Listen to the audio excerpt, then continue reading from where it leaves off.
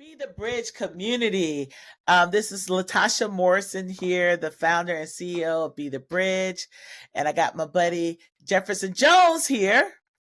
We're Yay. excited, but we have a special guest, a person that, you know what, I've gotten to know over the last year and can really call him friend. I love his heart. I love how he brings everybody else along. Mr. PhD himself, Mr. Jemar Tisby. Welcome to the Be the Bridge podcast. And just so that you guys know a little bit about him, he is the author and New York Times best-selling book, The Color of Compromise, The Truth About the Church's Complicity and Racism. He also wrote How to Fight Racism and How to Fight Racism, Young Readers Edition. He is also a professor at the of history at Simmons College of Kentucky in Louisville. Jemar is the co-host of Pass the Mic podcast. He speaks nationwide on topics of racial justice, U.S. history, Christianity. Jemar earned his PhD in history and studies of race, religion, and social movements in the 20th century. If you don't know anything about him, make sure you're following his newsletter. And he also has a Substack called Footnotes, and he's on social media at Jemar Tisby. So welcome to the Be the Bridge podcast. That was a mouthful. You are looking busy, brother. Listen, I'm trying to be like you. As soon as you said founder, CEO, I'm like boss lady. Just yes, in charge. You know, I call you my New York Times bestseller list twin because we did it the same year. You know what I'm saying? Time. Yeah, absolutely. Yeah. So yeah, but listen, Jemar, there's a lot of us in this space. As African Americans, and leadership can be a lonely space in the space of racial healing. And Jemar and several others have just come alongside and just help support. We mentor each other in that sense. We're able to dialogue and talk about personal things that's going on. It's just some good stuff. But so I've gotten to know him really well over the last year. So I'm just grateful for that and how leaders carve out space for other leaders during this time. Now, listen, it's Black History Month, Jemar. It's the most wonderful time of the year. Listen, everybody want to say it's Christmas, but for a historian, Black History Month, I keep saying it's like it's Super Bowl. Yeah, exactly. And by the way, Super Bowl is in Black History Month. It all fits. Latasha, that's a good one. You know, but listen, people always seem to cut up during this month. We can never get a break from it. Right. And so we just got to start off with setting the record straight. Now, if you're new to our community, this may be new information. If you've been with us for a while, if you listen to the podcast, you know, because you are being formed to understand the process of racial healing and what that looks like through biblical justice. And so, and one of the things that we talk about, is lamenting our history and having a common history. One of the things we talk about is truth telling and making sure that God cannot heal what we conceal. So we talk about how we have to have an adequate record of history, a truth record of history. And so in the news recently, there was a statement that was made, and it was kind of all over the internet and the socials. And I'm thinking, like, are we still here? Like, wait a minute. Did we just miss the last 6-7 years that we've had these conversations? So it's almost frustrating as, a BIPOC person in this country when we have leaders to say that America has never been a racist country. When we have racial categories.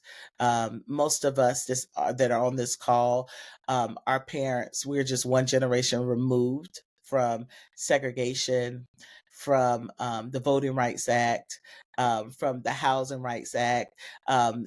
There's legacies all over us, all around us. We are still suffering from that in our community. And when someone says that, you're looking like they're not living in reality. What are you thinking? Are we naming names? Can we talk about who said it? Yeah, go ahead and say it. Yes, who said it? Yeah, so, But I have the historian here. And so I just want you to address that. We know that those who continue to listen to Be the Bridge, they know this. But this is a podcast they can share. And if people are confused about this, but I think people are willfully confused. So I just wanted Mr. Jemar Tisby, professor of history, to explain to people why that is really a blasphemous statement. So Latasha, are we going to use the official name or the made name to be accepted into society? This person has two names. Oh, yeah. Oh. Okay, very good. That's a good point, Jefferson. Okay. So that's a good one. For people, because the news cycle moves so swiftly, folks have probably forgotten this happened, even though it was a big deal when it did. So Nikki Haley, who's the only remaining contender for the Republican nomination for president, was at some sort of town hall, some interview, and somebody point blank asked her, what was the cause of the Civil War? And she wouldn't say it was slavery. As a matter of fact, she went even further and said the U.S. is not a racist nation, not a racist country, right? Which was patently ridiculous. And the internet understandably blew up around this. And to your point, Jefferson, if the U.S. is not a racist country, if it's got equality of opportunity for everyone, Nikki Haley, why did you change your name from Nimarata? Because she's her parents are Indian immigrants. Yep. And she's the first generation born in the U.S. and they named her Nimrata, right? But she goes by Nikki Haley. And if you didn't know what she looked like or any of her background, you would think this is a white woman, right? Well, why is that? She knows what's going on. And as a matter of fact, this speaks to the immigrant experience more broadly. So we just diving right in here. Tasha, yes, we're going in on the fact that you have walked your folks, your listeners in, so that when they hear me, they can receive me and understand my heart behind this thing. And I'm not trashing anybody or downing anybody, but let's talk about reality. So when immigrants come to this nation, as would we, if we were going to another country, we would look at the landscape and say, who's got it best? Who's kind of making the most of this situation and has the most privileges, most opportunities, and how can we get in with them? Because we want the same things for ourselves, for our families. Well, when you come to the U.S., who has it best? And I'm speaking as a group, right? Here's the thing with white people. They immediately say, well, white people don't have it best. My family did this. My family did that. I'm going through this. Yes, on an individual level. Yeah. But socially. Right. Systemically, Systemically. Yes. I think we need a book on this, Miss Morrison. Yes. Wait a minute. What? It's coming. It's coming. There we go. You see how I plugged your book, just slid it right in there. Yeah. I see how you just later in the mail. Yes. Yeah. So listen, we dive right in. Let me back up a little bit. Okay. So her statement is patently false, but understand what's going on. She's a smart woman. She studied. She knows the history. She even, here's the evidence. She went on Saturday Night Live, which I'm still mad at SNL for having her come on and make light of this. She went on Saturday Night Live in the cold open. She is there, the real Nikki Haley, talking to an actor playing Donald Trump. And as part of that sketch, she says, I probably should have just said the Civil War was about slavery. Because they asked that, right? And my frustration is they made light of a very serious situation, which we can do, but not in this particular instance. I don't think it was helpful because it sort of let her off the hook in a funny way. And it's like, oh, oops, my bad. Should have had a V8. No. Yeah. You are running for nomination to be president of the United States, if you cannot forthrightly declare that the main issue of the Civil War was over the future of race-based chattel slavery, then you don't get a pass for that, right? But here's what was going on. Nikki Haley knows her constituents. Regardless of what she personally believes about U.S. history and slavery, she knows what she can and cannot say to get Republican votes in this current climate. So she knows that if she came right out and said what we know, what we all know and understand and can prove, that the Civil War's main issue was about the future of slavery, if she came out and said that, she knew she would lose votes.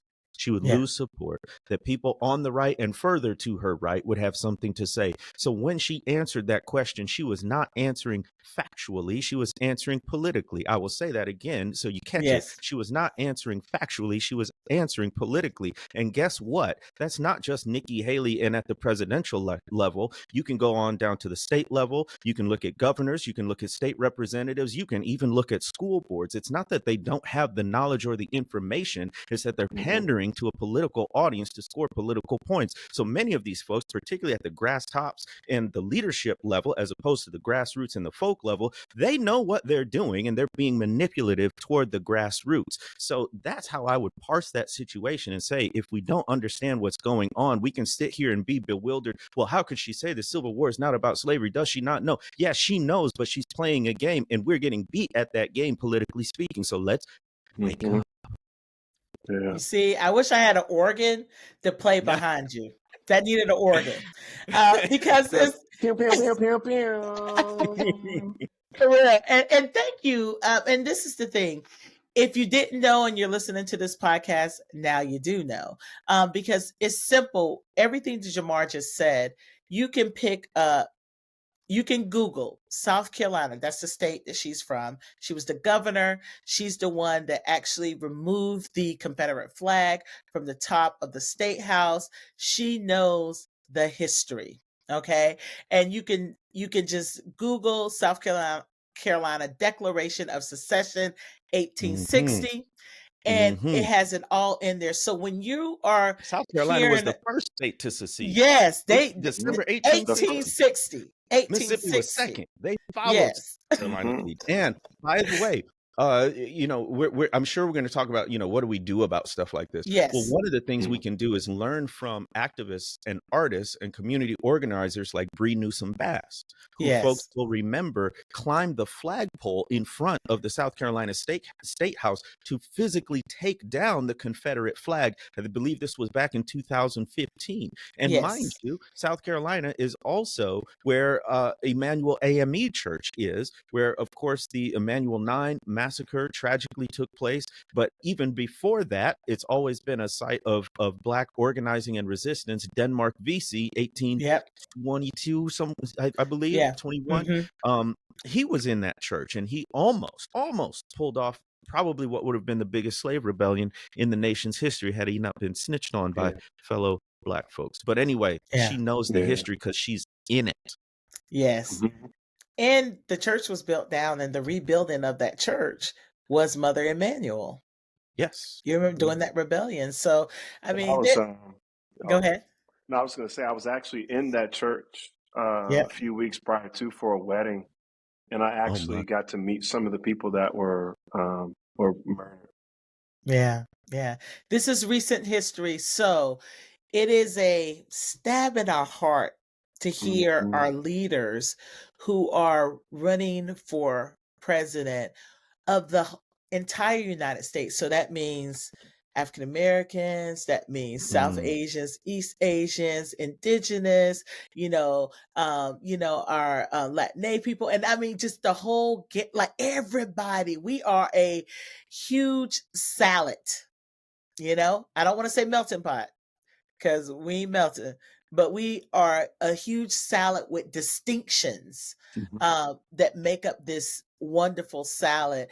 And you have to be able to speak to all of that. And so, yeah, thank you, brother. I just wanted to it's just, we started Black History off every month. It's like you think it's the most wonderful time of the year. So you're thinking like people are going to just show up well and engage and talk about this with their children. But we always have to clear up and clean up mess. So, yeah. But haircuts, yeah, all get the that things. Travis Kelce cut. Oh my. Jemar, Okay. Can we talk about get that real that. quick? This is a current event, timely thing.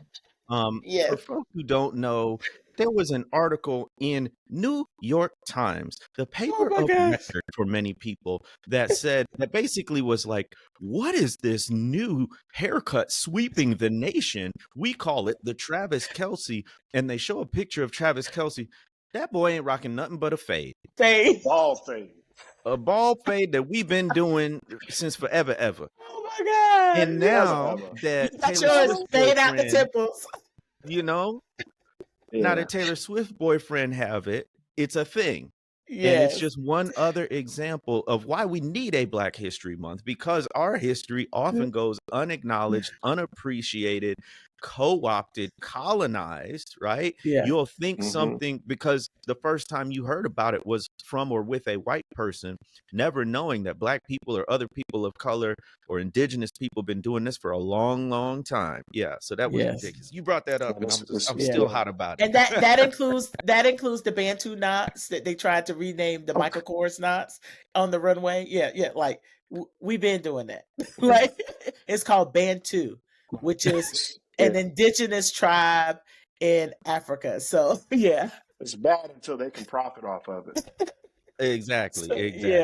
Yeah. But thank you, brother, for really clearing the air with that. You guys, you were just invited into a conversation. We are having a conversation with our friend Jemar Tisby. We're talking about all the things. It's Black History Month, so we are extra blackity black. And and we can talk about what we want to talk about. It's just like we say, the Super Bowl month for Black people. And I know we get on everybody's nerves, but it's okay. We're gonna lead you the right way in this. But Jefferson, we were just talking about a couple things related to Jemar that I know that you wanted to bring up. Yeah, he noticed he just did a piece with CNN. And just really giving your perspective and view on how we could be so much further along and how we can get, so much more out of Black History Month. And just you kind of, you give some ways and some bits and pieces to help people out. If you could just speak into that and what people can do during this time and why it's so rich, why this month is so important, not just to Black people, but I think to all people, especially here in America. Yep. I appreciate that. I did publish an article in CNN Opinion called "We Could Be Getting So Much More Out of Black History Month," and I believe that because while I love this time of year, I'm a little let down by the way we commemorate it. So here's what generally happens is Black History Month, February 1st, everybody posts about it. It's a big deal. Some social media outlets and accounts will do a daily thing throughout the month. But here's what happens is we give you Black History Month as a set of factoids, an extended month-long did you know? And we talk about a Black inventor or a Black first or whatever. And these are worthy stories, but that's not actually how history is studied.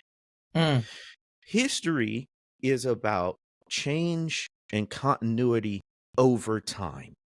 And the only way to understand that is if you get the context. So what we're doing effectively with Black History Month is we are viewing it as a set of disconnected data points on a timeline without understanding the through line of Black history. It's as if somebody handed you a book, but they said you can only read 2 pages from 3 sections of the entire book. My It's as God. if somebody took you to a movie and said, we're not going to show you the movie. We're just going to show you 30-second clips from a few points in the movie. You wouldn't have an accurate understanding of plot, of character development, of tension, of drama, of climax, of denouement, of any of that. So we are losing the scope of Black history Right. by disintegrating it into these sets of factoids and did you knows and 10 things you didn't know about so and so. Again, it's not that in and of itself is bad or negative. We can still learn a lot, but we're missing the last part of history, which is story. And I want people to know the Black story. Yes. Not just plot points, data points, isolated points on a timeline. And by the way, this is why people think history is boring. Because if it's just about a name, a date, an event here, a name, date, an event there, then you don't get any of the drama or the beauty or the tension of a narrative. And so why would you care? So if we want people to care about history and be fascinated by history, if we want to be fascinated by history, then we have to understand the story in the history. Yeah. It makes us one-dimensional. It makes us one-dimensional, So with that, Jemar, you made me think about a lot of things. But you said something that's rich to my heart as a study the word, also minister context. And I always say context is key. Yes. You made me think about exegesis and eisegesis. Yes. So it made me think that we are taking eisegetical approaches to Black history instead of exegetical approach to Black history. And I just went to UGA yesterday, and I was able to tie a portion of history to Methodist and connect the dates with the founding date of University of Georgia, 1785, the birth of Richard Allen, who planted Methodist Church, and his birth was 1760, and when he started that first Methodist Church, and why that was so important for them to understand in their context and the importance, the connectiveness, that connectivity of different events, and why it's so important. Could you just speak into that for just analogy. a second? Well, thinking of the Bible, right? We always say in churches and discipleship, you got to understand the context in order to know what's going on. Right. And that is a guard against proof texting, where you cherry pick verses to craft the story or the principle or the theology that you want, instead of seeing the broader scope of the Bible. Right. We do the same thing with history. We proof text history. We cherry pick this event and that event and this event, and we don't get a sense of the whole story. So that's a great way to think about it as well. Yeah. But I do say, not to leave people hanging, there are ways to do it better. And so in that article, I give a few suggestions that I think would be helpful. And they're very basic. By the way, I keep telling people, Latasha, you know this, one of the most frequent questions we get in this work is, what do we do? Yes. And sometimes I feel like I disappoint people because my suggestions are not innovative. They're not brand new, because the problem isn't brand new. And we've known for a long time what we need to do about it. So in the same vein, as I say, suggestions for approaching Black history better, it's not that these are brand new. It's just that we don't actually do them. So one of the things I suggest is going to a museum alone. Now, I say alone because so frequently, if we go to a museum at all, well, number one, we got to get over the obstacle that we think museums are boring. They're not. There's a whole subfield in the academic study of history called public history, and that is dedicated to conveying historical truths to the broader public who are not trained historians. And so these folks are good at what they do. They are good at communicating historical knowledge. There are amazing museums all across the country and more all the time. Wherever you go alone, because we're so often going with a group, with other people, and we tend to be under the pressure of someone else's timetable. So we rush through sections, we skip sections, and some of us want to dwell. And it would be really helpful if you paused and read all of the placards, all of the captions. It would be really helpful if after reading that or going through a section, you sat down and let the weight of it, let the significance of it hit. It doesn't even have to be negative. Just ponder it and don't just like have it pass by your eyesight and you're on to the next thing. So one is that read a whole book on some aspect of Black history. I say read a whole book. That counteracts this tidbit approach to history.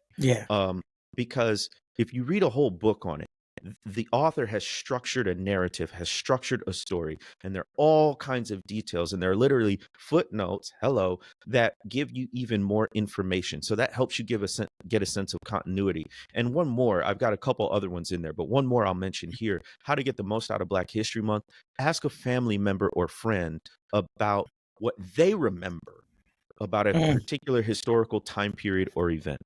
And the example I used in the article is my mom was a young teacher while the civil rights and Black Power movement was happening. And so I asked her one day, like, what was it like to be a teacher in that time? Now, mind you, she's in the North, she's in Michigan, so it's different. But especially in the Black Power era, there would sometimes be threats or warnings about uprisings, rebellions, some people would call them riots. And so they would have to, if they got a call, she would have to take her class, file them out in the hallway, have the students sit down in the hallway, cover their heads with their hands in case a brick or, something else came through the window. And that's not a detail you could get, almost anywhere else, right?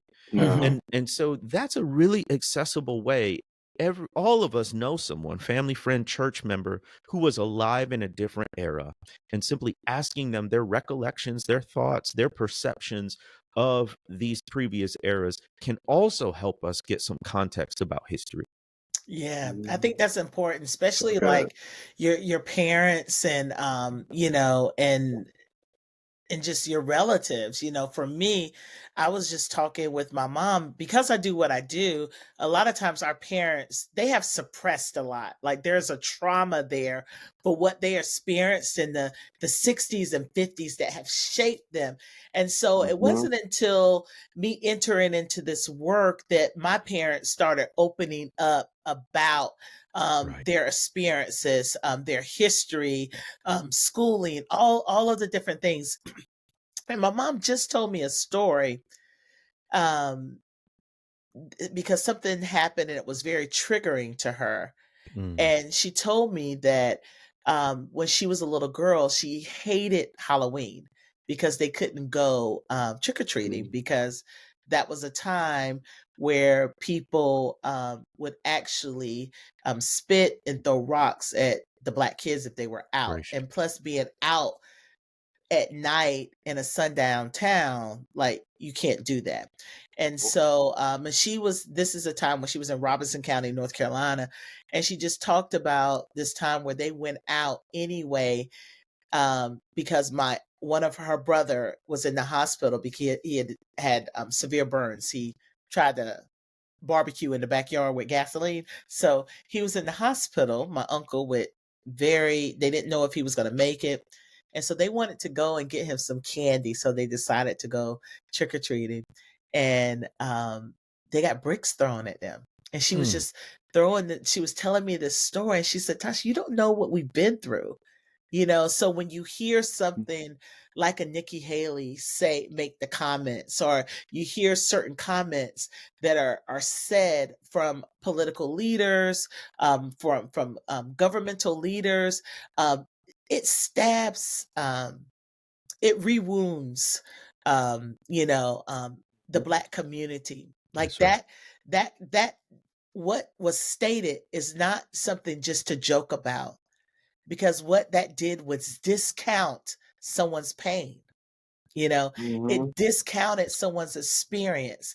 It discounted some of our relatives that fought in the Civil War for our freedoms.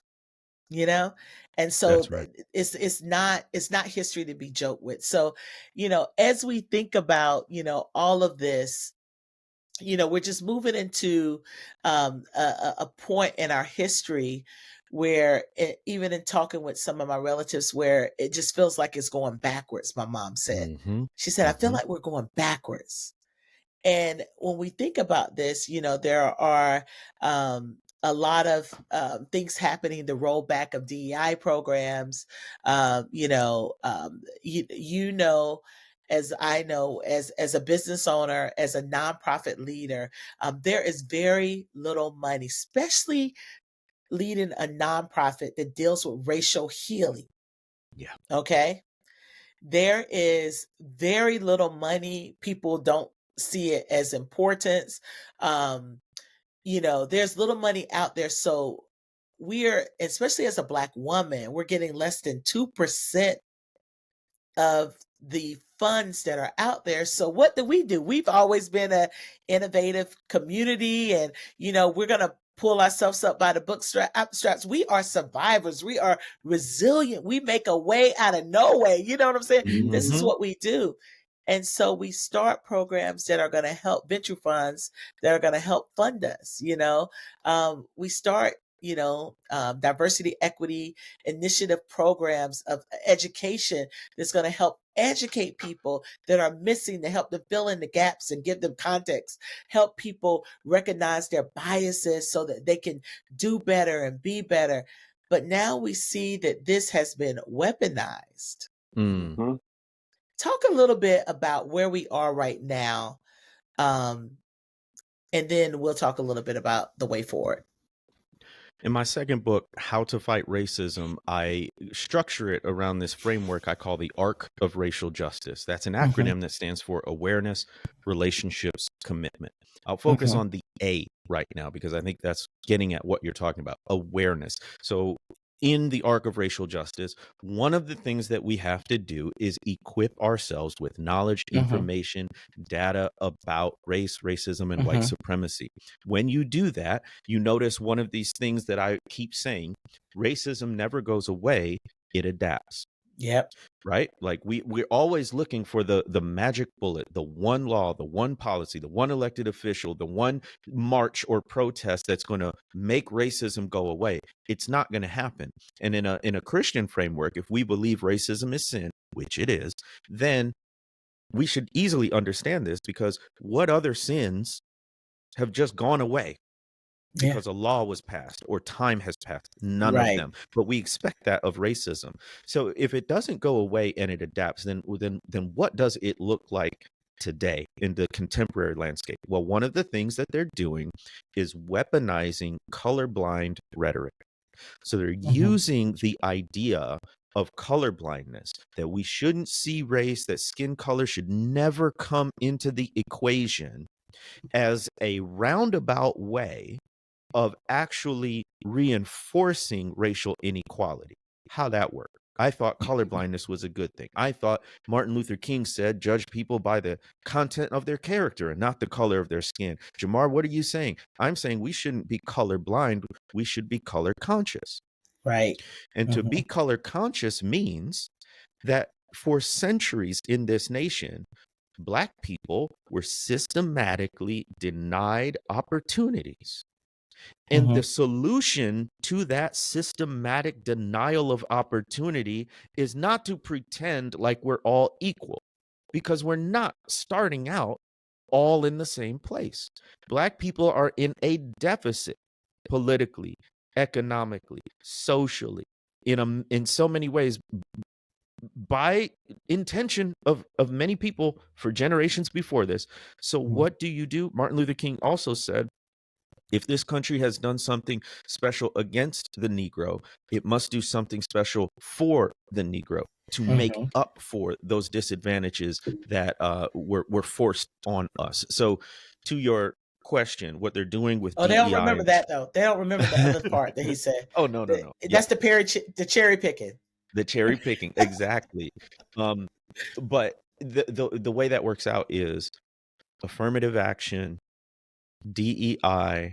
There's even a Black women's group in Atlanta, I believe, right? Yeah. That is focused on Black women entrepreneurs. And what the far right is doing now is saying, well, that's discrimination.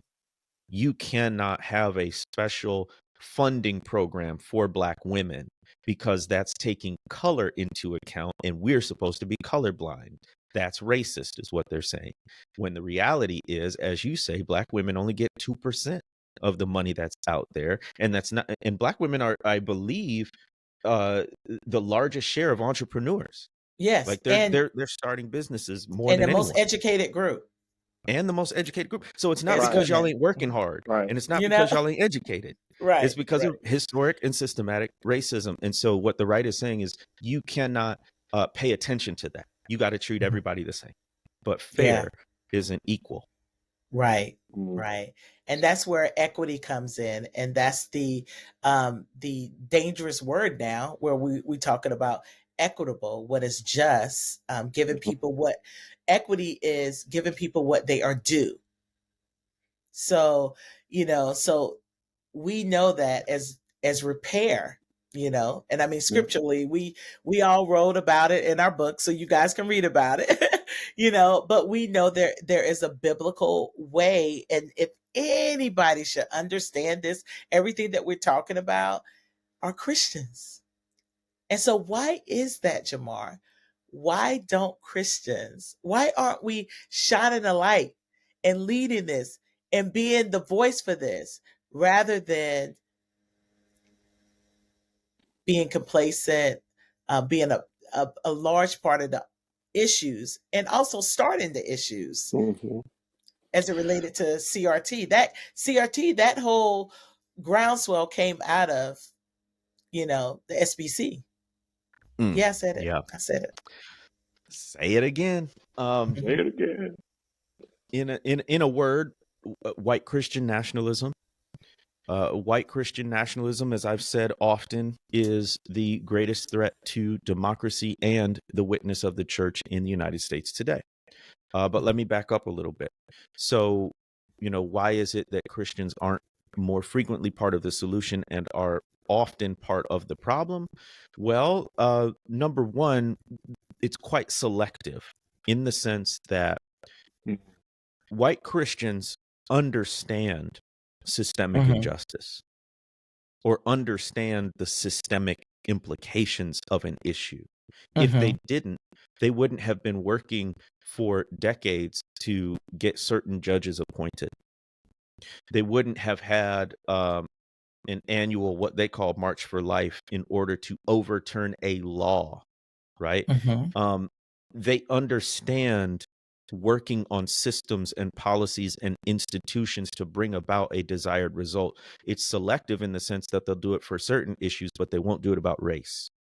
And a lot of this is discipleship in the churches, where folks are being taught the right issues that we need to organize and mobilize around as Christians.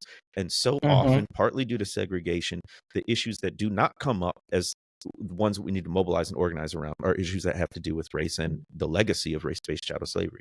So that's one level. The other level is, and it has to again do with discipleship, this conflation between the fate of the nation and the fate of the church. That people believe unless the United States looks a certain way, it's going to be destroyed, and along with it, the church will be destroyed. The church is losing ground. The church is being persecuted if this particular official doesn't get elected, if this particular law isn't passed or repealed. And they're saying that the United States has this special place in God's heart above other nations, and that their mission, which is really about a political power grab, is God's mission. And how dare you get in the way of it? So there's a lot dangerous. more to that. That's some dangerous stuff. That is so dangerous. I mean, when you just even put, like, we've been studying this nationalism, but it's like, and people are really falling for it, because I heard someone say in an interview, well, what nationalism would you want besides Christian nationalism? And and they said it with a straight face. Of course. I mean, the term is clunky, right? You really have to know what white Christian nationalism is. Right. Yep. to understand the language, because most people interpret that word nationalism as patriotism. Yeah. Well, we just love our country. No. Nationalism has this exclusionary, narrow sense to it, and idolatry even, that is more than just affection for the place where you were born and where you live. Yeah, I'm sorry. Jefferson, and it makes me think about it. We get to that place where there's conflation where to be American is to be Christian. Yeah. And so if America is being attacked, you're attacking God, and we can't have that. Yeah. That's exactly that makes me think about something that you have coming up, a movie being featured. It's called God and Country. That's right. It's a Marvel movie. Marvel movie. I'm gonna be there. I'm gonna be in there. I'm not the new Kang the Conqueror. Yeah. It's the new Black Panther. Like, what's going on now? Holding back on now. So Wakanda forever. So and this is a phrase that I've seen you share, Jemar, over and over again. White Christian nationalism is the greatest threat to democracy and the witness of the church in the United States today. So many still don't see that. They don't believe it, and they always push back on that. I've even experienced, that myself, and Latasha has as well. So where do you see things shifting, one way or the other? And, how can our, community fight against this? Yeah.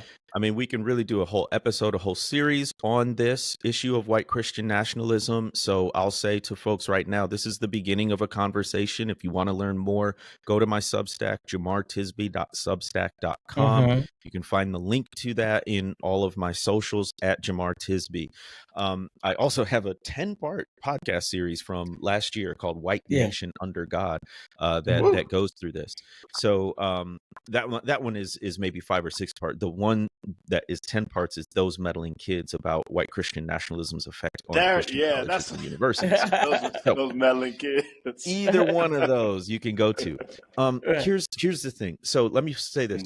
White Christian nationalism, here's my definition. White Christian nationalism is an ethno-cultural ideology that uses Christian symbolism as a permission structure for the acquisition of political power and social control.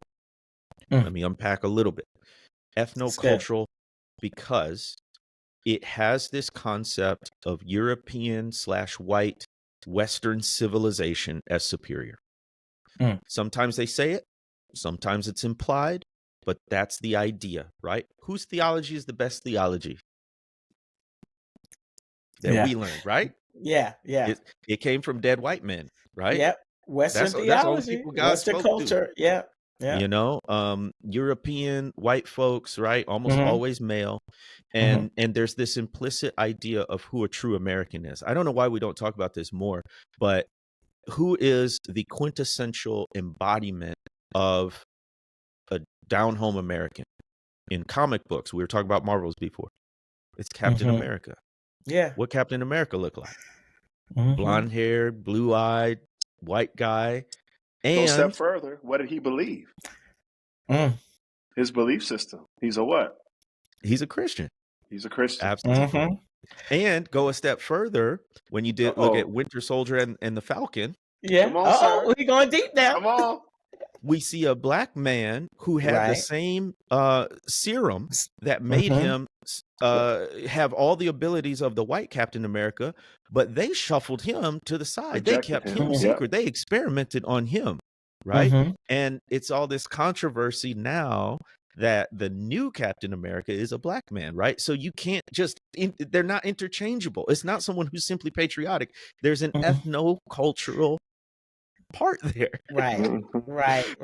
I'm just getting started, y'all. Yeah. I'm saying it's an ideology. I'll go quickly. It's an ideology in the sense that it's less dependent on data and facts than feelings and prejudices. That's why it's like talking to a brick wall with some folks. Even if you have all the logic, all the books, all the articles, all the resources, because it's not primarily an intellectual, logical thing. It's a feelings, in-group, out-group identity thing, right? Yeah. So sounds like how race was created to me. Yeah. That sounds real familiar, don't it? It's a construct. It's a construct. It's a construct. And but here's the thing. It's people always ask, is white Christian nationalism Christian? Well, no, in the most basic sense, because it doesn't look like Jesus. So that's easy. But we can't let ourselves off the hook that much, right?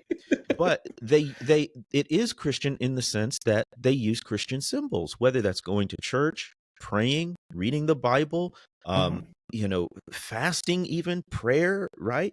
All of that is part of white Christian nationalism. So I wrote an article on my Substack that says, essentially, the most important question to ask is not whether white Christian nationalism is Christian. The important question to ask is, what responsibility do we have as Christians to address white Christian nationalism? Because they're calling themselves Christian. So if you care about the witness of the church, that's why I say it's a threat not only to democracy, but to the church. This is the ideology that is causing people to run away from Christianity. So especially evangelicals who call themselves evangelical because they're supposed to be focused on the gospel, sharing the good news, and bringing people in, you ought to be concerned about the messages and the people that are forcing people out.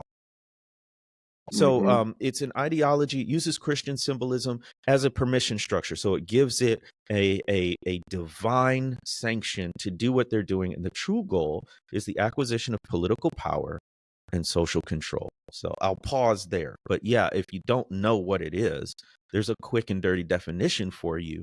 And the way this looks, this is American flags in the pulpit. It's a huge 4th of July celebration. It's a celebration of a valorization of the Second Amendment. So you got folks at church open carrying guns.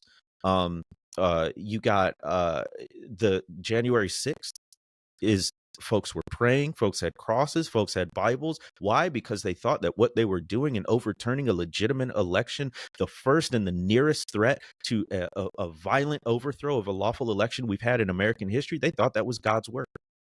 Yeah. And I'll just give you this as a bonus. I'm going to shut up after this. White Christian nationalism violates all kinds of God's laws. But I focus in particular on how it violates the third commandment of not taking the Lord's name in vain. And it's not about cursing or using swear words. It's doing things in God's name that God would never condone. White Christian nationalism is taking God's name in vain because they are violent, they are uncharitable, unloving, and they're doing it in God's name.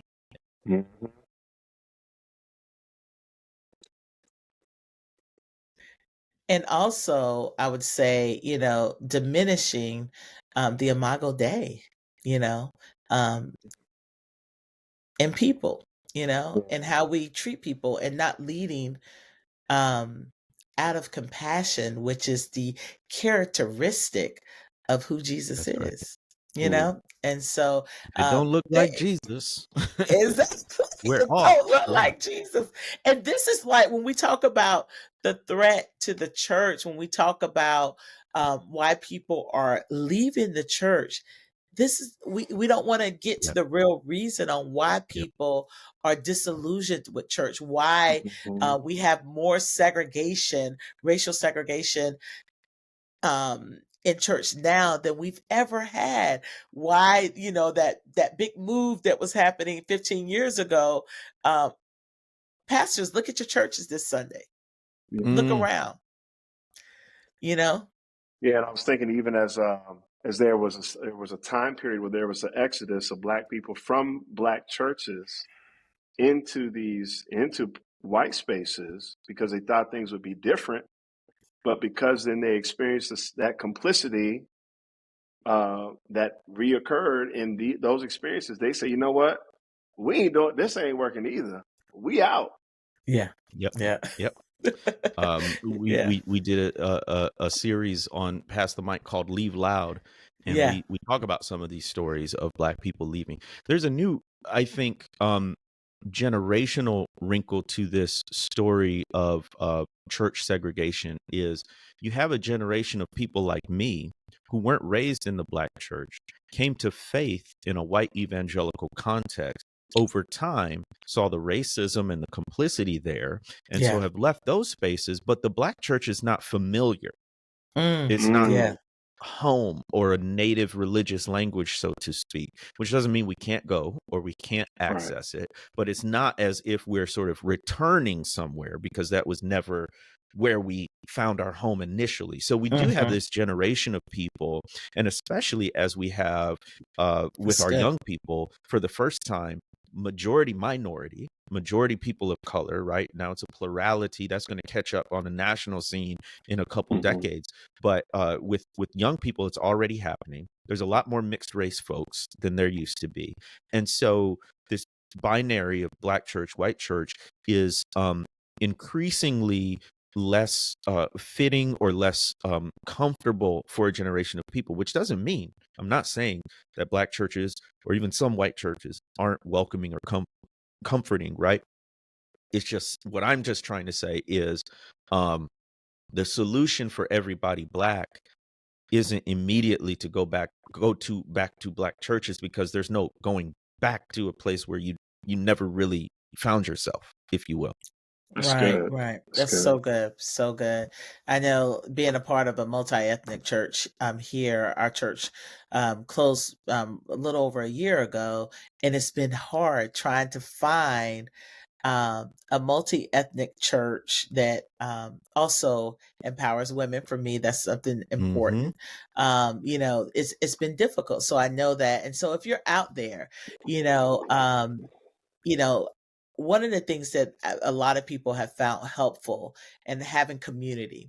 And so we have Be the Bridge groups. So having that community sometimes helps in that transition. And so don't do this alone. Like, get in community with one another. And I've, just even some of our white brothers and sisters, they're finding it difficult because they're leaving these spaces also and finding themselves not knowing where to go. And so one friend of mine was just saying, like, she was so grateful for her Be the Bridge group, because these were some people, they have grown together, like-minded people, and they were visiting churches together. They're having lunch together, they're having fellowship together, they're challenging, they're having Bible study, like all of these things. So make sure you find your people, find your community as you go through these difficult and hard waters, and that we're all experiencing right now. So, bruh, I can't believe it's been an hour. It's been so good. You have a new book that is coming out. Every time I say, we always need to do. If you're watching this, he just panned to a big poster on his wall that is beautiful. It says the spirit of justice, stories of faith, race, and resistance. I love it. And so, listen, you guys. So Jemar's book comes out in September. Okay. Brown Faces, White Spaces comes out in May. And I'll be next year, maybe. Look, just like that. I'm like, listen. We're gonna bring you on the road, Jefferson, so you can host. You can host. We got to do a joint book event. We got to do a joint book event. We have got to do a joint, and we got Jefferson can host, and we just do a joint book event, But in all seriousness, now, I was telling someone, like, this is your fourth book if you count the rewrite for the youth version, right? This is number 4. We have so many resources. I mean, incredible resources that are being produced. This is Black history, so I'm just talking about, like, just by Black people right now. I mean, content, movies, TV shows, documentaries, books, all of these things that there's like no excuse to be uneducated as it relates to these issues. It's no excuse to be doubting or questioning whether America was built on a racist foundation. There's no excuse. None. Go ahead. I was just going to add this tiny little thought. When I was at the university, I had a room full of 50 young adults. It had to be between 21 and 30. I asked them to write down as many Black theologians and books that they've read by Black authors. The highest number that anyone could come up with was 7. And that was only like 3 or 4 out of 50 people. Why? And I bet the just average real quick, was probably 1 to 3. Exactly. Yeah. Why is it so important, Latasha and Jemar, that we continue to push Black theologians, Black authors, and Black books, especially now? Yeah. I know we're wrapping up, but yeah, that's good. That's good. Just a quick thought on Go that. ahead, Jemar. Well, one of the things that I say is, for most people, you're not going to be consistent in learning about this, much less doing something about racial justice, if you just leave it to your willpower, if you just leave it to your mood. It's like anything, right? If you want to change what you eat, if you want to work out more consistently, if you just depend on whatever happens to come your way, you're going to always find other priorities. So one of the things that I encourage people to do is write a racial justice action plan.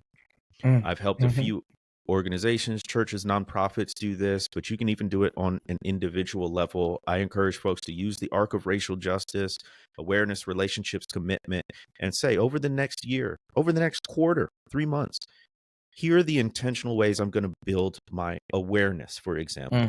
So then I'm going to go buy Latasha's book. I'm going to put that on my list and I'm going to have that ready. So in quarter 2, I know that I'm going to, spend May reading that book. And what I'm encouraging is an intentionality. We err when we think racial justice will simply cross our paths and be part of our day-to-day life all by itself. No, we have to make it part of our life, and we have to make it part of our entire disposition toward how we spend our time. And the only way we can do that is with intentionality, through a plan, through a community, like you said. So all I'm saying is, don't think it's just going to happen by itself, or that you'll be in the mood to do it consistently. Right. Like any other habit or skill that you want to develop, put a plan around it, have some accountability, and work the plan. Yeah. And a part of that is called formation, to developing that muscle in you. But it's important to hear the perspectives and the stories of other ethnicities, other groups, other, even, not even just talking about Western culture, but like even in Eastern culture, brought it in ourselves. And so because we read the Bible through our Western cultural lens. And so when we read from other authors, we're broadened in that the Word of God becomes wider and deeper, and our experiences and our intimacy with God becomes wider and deeper. And I think that's why it's important that we look at the systemic issues where half the church was silent and speaking into a lot of things, but the voices were there. They were just kept silent. And so we have this very multi-ethnic, diverse early start of the church, when we look at, Greek-speaking Jews, Hebrew-speaking Jews, all the diaspora, zealots, the Pharisees, Sadducees. I think the Essenes I think they're called, but I'm just saying all these different sects of Judaism that come together, that kind of make, in the Gentiles on that, and all the different cultures they're bringing into that. So the Bible shows us the way, and so I think it's important that we are very inclusive with what we're reading, who we're reading, because then you start to think that if it's not white, it's not right. Exactly.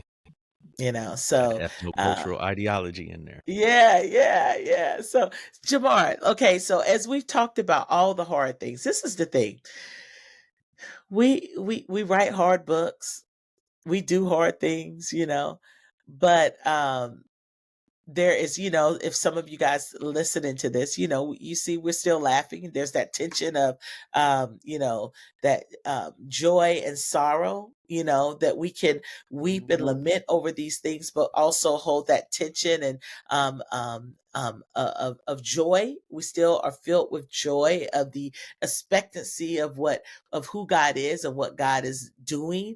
That brings a sense of hope to us. What is bringing you hope right now, Jemar? What is bringing you hope? I have the privilege of traveling around the country and talking about this stuff, which is, mostly the truth telling part and talking about what went wrong, how we can get it right.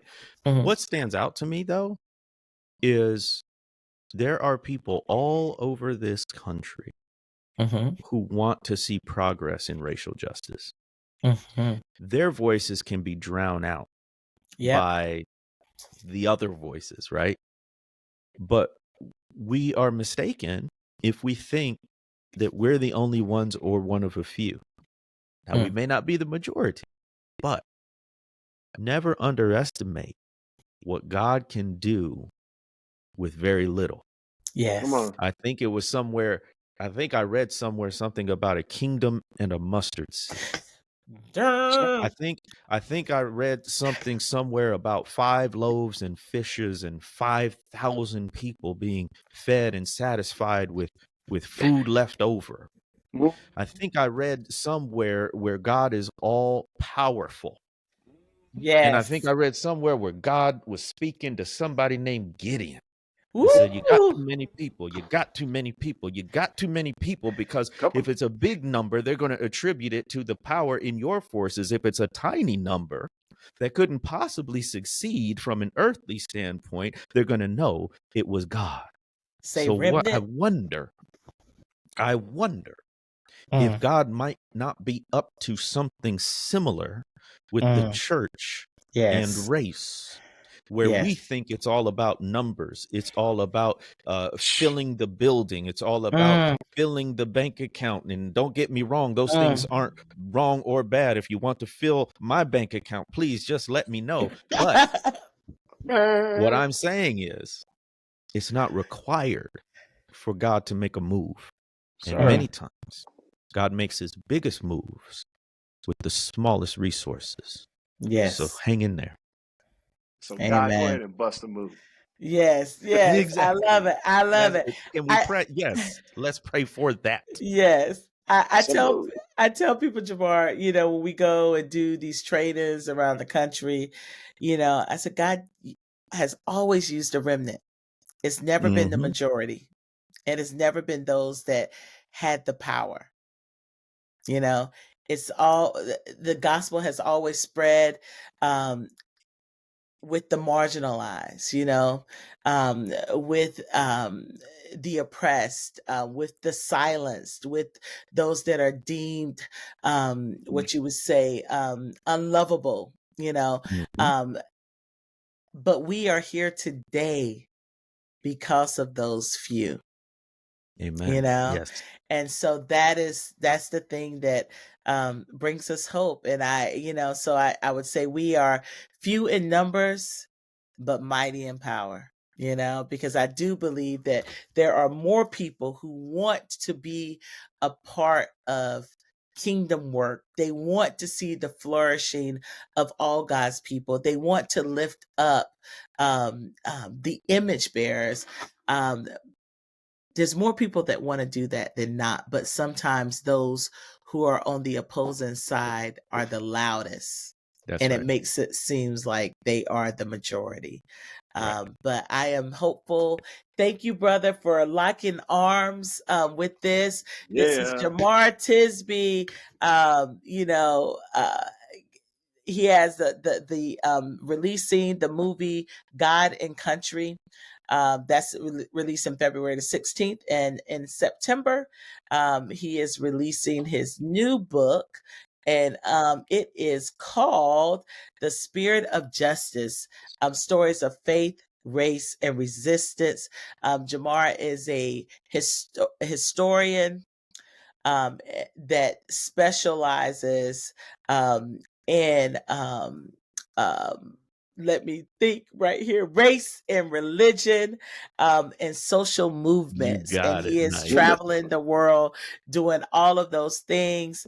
Thank you, my brother, for saying yes, for answering the call, for writing, for teaching, for developing, for lifting, for preaching, for leading, not just those, that are interested in this work, but your family, your children, and all of that. So I'm so grateful for you. Thank you for joining us on the Be the Bridge podcast.